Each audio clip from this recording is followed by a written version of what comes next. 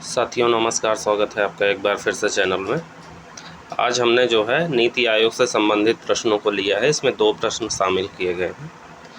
पीछे भी जो टेस्ट हुए हैं मेंस के, वो भी आप जाके देख लीजिएगा। अगर नहीं देखा है तो आपको हेल्पफुल रहेगा। मेंस में आप अच्छे अंक कैसे प्राप्त करेंगे, बहुत अच्छे से मैंने सबमिट किया था लिख के, आप देखेंगे। तो चलिए बिना देर करते हुए शुरू करते हैं। अगर आप चैनल पर नए हैं तो चैनल को सब्सक्राइब कर दीजिए। आज का हमारा प्रश्न है कि नीति आयोग द्वारा जारी दस्तावेजों में आर्थिक नीतियों पर कार्य योजना प्रस्तावित है। इस योजना यानी एक्शन प्लान के प्रमुख उद्देश्यों की चर्चा करें। ठीक है, तो ये हो गया हमारा पहला प्रश्न। इसका उत्तर लेखन जैसे किया गया है, देखिए आपको दिखाते हैं। पहले भूमिका लिखी गई है 25 से 30 शब्दों में।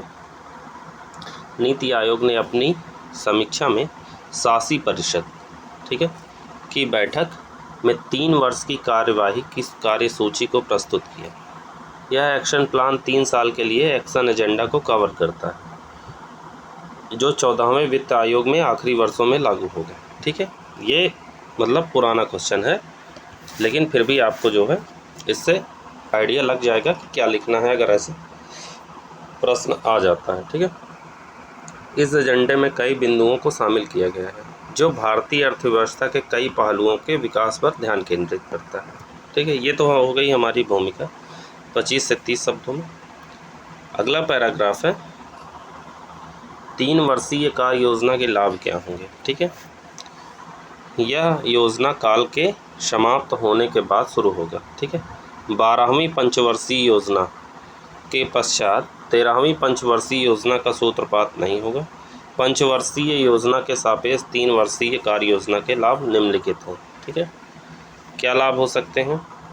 पंचवर्षीय योजना विविधतापूर्ण भारत के उद्देश्यों को पूरा करने में अक्षम थी। ठीक है, क्योंकि 5 वर्ष में जो है कार्य योजना पूरी नहीं हो पाती थी। यह सरकार के सापेक्ष भी नहीं थी। यह 3 खंडों वाली योजना का हिस्सा है, जिसमें 3 साल की कार्य योजना, 7 साल की रणनीति पत्र और 15 साल का विज़न दस्तावेज शामिल है। क्या क्या?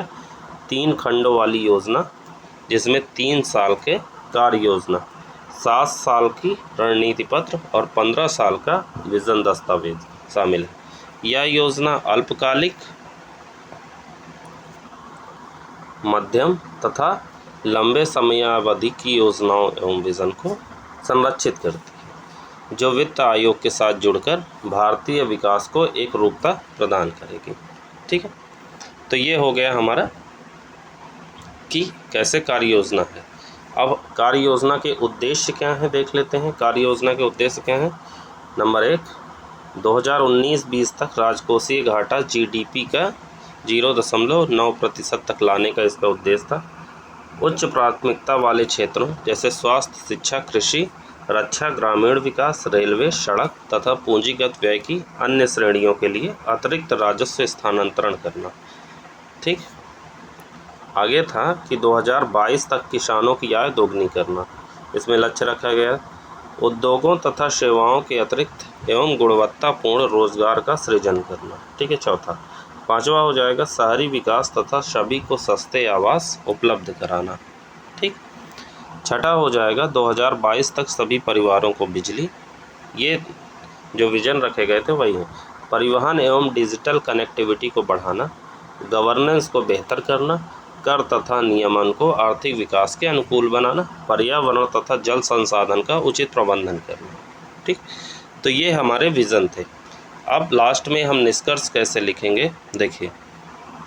निष्कर्ष है, निष्कर्षतः भारत तेज आर्थिक विकास करता एक गतिशील विकासशील देश है, जहाँ कई चुनौतियाँ हैं।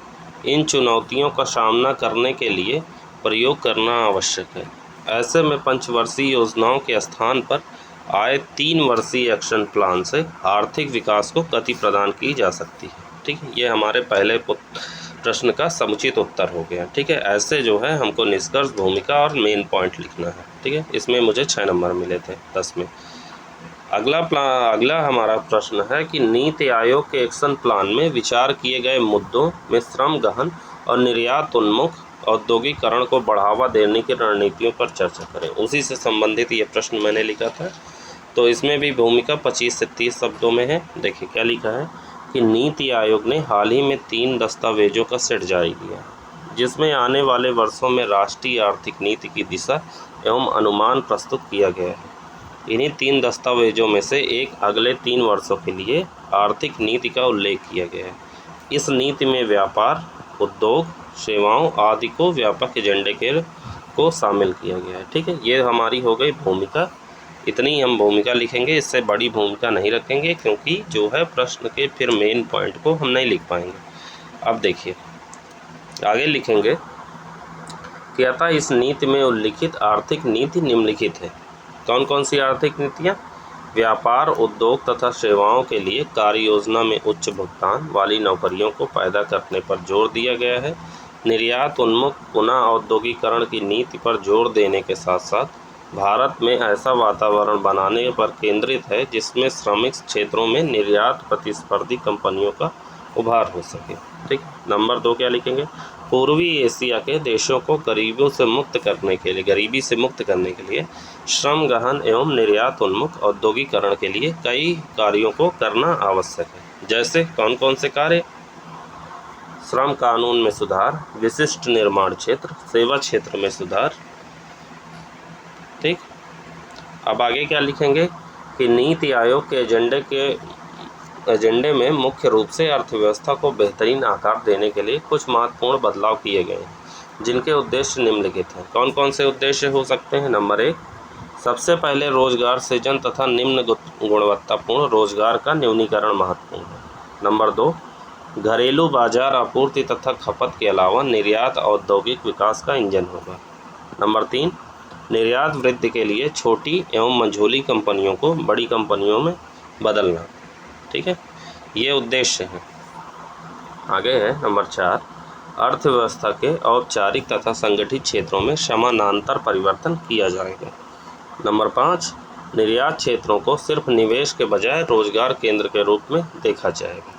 ठीक, अब हम जो है अगला पैराग्राफ लास्ट में लिखेंगे कि नीति आयोग का दस्तावेज कई चीनी प्रयोगों, अनुभवों तथा नीतिगत पहलों से अच्छा है। यह ध्यान रखना चाहिए कि चीन में उत्पादन लागत विशेष रूप से श्रम गहन उद्योगों में बढ़ती जा रही है।